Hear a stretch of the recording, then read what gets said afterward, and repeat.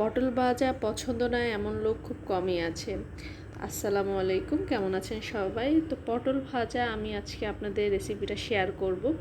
আমি পটল কিছু ভেজে খোসা ছাড়িয়ে নিচ্ছি, কিছু খোসা সহ নিচ্ছি। তো এক এক করে হলুদ, মরিচ, লবণ দিয়ে মাখিয়ে নিচ্ছি। আমি অনেকভাবেই পটল ভাজাটা করি। মাঝে মাঝে শুধু লবণ দিয়ে মাখিয়ে ভাজি, মাঝে মাঝে হলুদ লবণ দিয়ে মাখিয়ে ভাজি।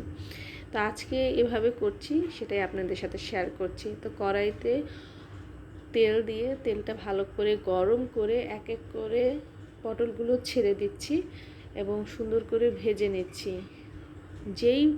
যেই পাত্রে হলুদ মরিচ লবণ মেখেছিলাম সেই পাত্রে একটু পেঁয়াজটা দিয়ে মেখে তারপর তেলে ছেড়ে দিলাম। তেলে সুন্দর করে ভেজে কাঁচামরিচ দিয়ে ভেজে এরপরে পটলের উপরে সুন্দর করে দিয়ে দিয়েছি এবং এই হচ্ছে আমার ফাইনাল লুক।